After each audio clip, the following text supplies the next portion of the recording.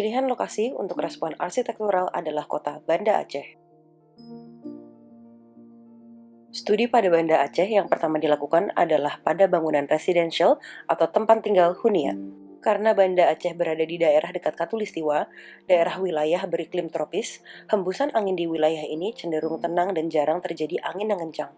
Curah hujan yang terjadi di wilayah ini cukup melimpah kecuali pada kisaran waktu 21 Juni hingga 20 September. Curah hujan cenderung substansif dan lebih sering kering biasanya. Walau demikian, tidak ada perubahan suhu dan cuaca ekstrim pada daerah Banda Aceh. Hembusan angin di daerah Banda Aceh setiap musimnya cenderung tenang. Pancaran sinar matahari setiap musimnya juga tidak memiliki perubahan yang signifikan. Hanya ketika pada akhir tahun, cuaca berawan memiliki frekuensi yang sedikit lebih tinggi dari cuaca cerah. Kondisi iklim lokasi sebagaimana yang telah dijelaskan memberi dampak pada aktivitas manusia. 87% penduduk yang tinggal di Banda Aceh memiliki kecenderungan untuk beraktivitas di luar ruangan dan menikmati cuaca.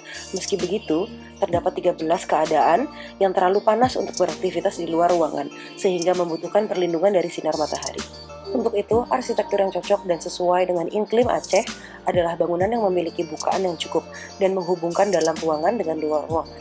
Rasio perbandingan antara kaca dengan dinding, yaitu glazing ratio, dirasakan lebih besar disarankan menggunakan shading. Berikut adalah grafik mengenai perbandingan respon arsitektural terhadap iklim dalam satu tahun. Bulan Juni memiliki respon provide shelter from heat terbesar dikarenakan musim yang cenderung lebih kering. Untuk glazing ratio atau perbandingan kaca terhadap dinding bangunan di Banda Aceh, direkomendasikan strategi desain yang mengurangi masuknya sinar matahari dan memaksimalkan penggunaan kaca. Penggunaan shading akan meningkatkan performa fungsi kaca.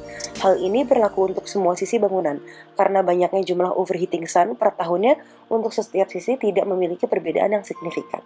Strategi yang optimal untuk menggunakan kaca pada bangunan adalah laminate, metal broken, shading yang lebih panjang, dan grade glazing. Dengan begitu, performa glazing bisa didapatkan dengan maksimal, yaitu 90%. Seperti pada diagram, paparan sinar matahari yang merugikan mendominasi dalam satu hari. Cuaca berawan dengan sinar matahari yang pasif hanya terdapat pada waktu pagi hari. Oleh karena itu, penggunaan shading direkomendasikan. Shading yang direkomendasikan oleh pre-design SketchUp yaitu dengan Ecrate, Bray Soleil, dan Hood sebagai rekomendasi tertinggi karena mengurangi paparan sinar matahari yang merugikan. Memasuki ke arah hadap, fasad bangunan yang menghadap ke arah timur laut mendapat paparan sinar matahari yang merugikan lebih kecil dari fasad yang menghadap utara.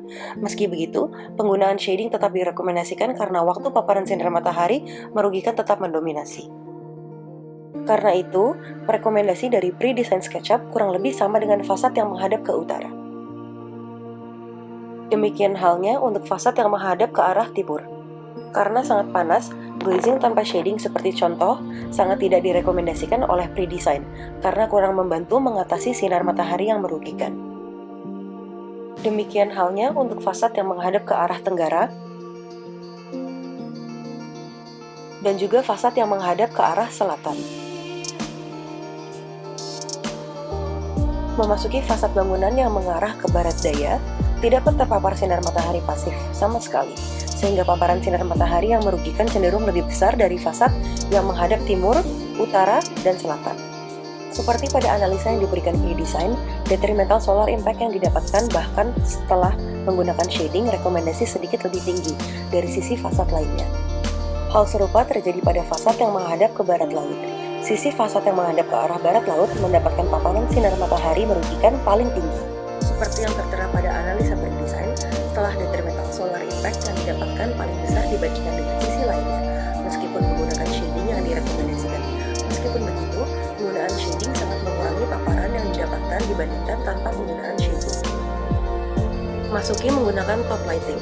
Penggunaan top lighting pada bangunan residensial membutuhkan perhatian yang khusus karena beneficial sun atau cahaya matahari yang menguntungkan dan cuaca berawan cenderung jarang di iklim Banda Aceh.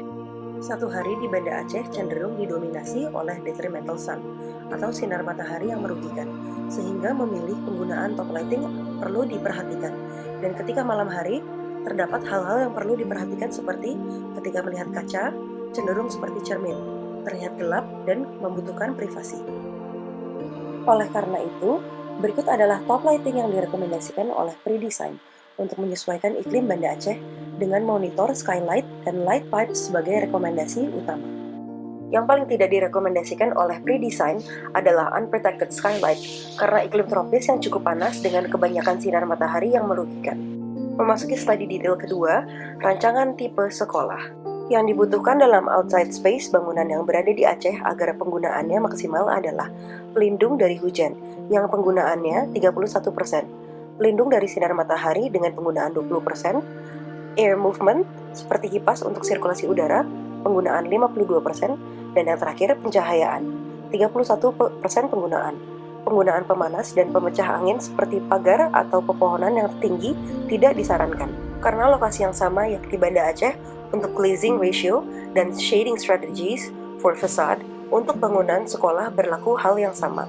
Namun, untuk architectural response pada iklim, kebutuhan shelter from heat lebih tinggi dibandingkan residential, yang waktu aktivitasnya dari jam 6 pagi hingga 10 malam. Warga sekolah beraktivitas pada range waktu sinar matahari yang merugikan, yaitu jam 8 hingga 4 sore, sehingga keinginan untuk beraktivitas di luar cenderung lebih rendah dan terasa too hot to go outside. Studi detail ketiga yaitu pembangunan rancangan tipe perkantoran, itu sama seperti sekolah.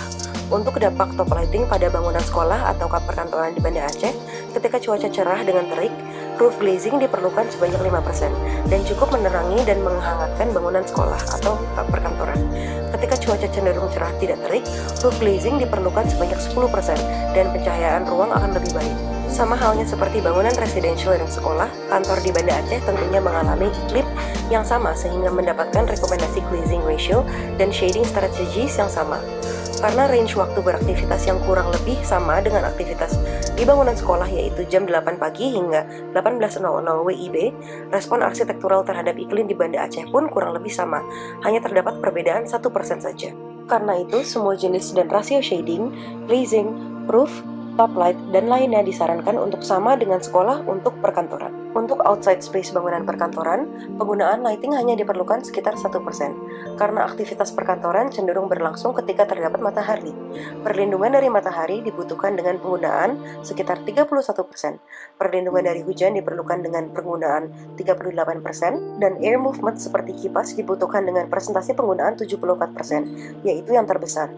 Pemecah angin seperti pagar tinggi dan pohon serta penggunaan penghangat ruang tidak disarankan karena iklim yang sangat panas.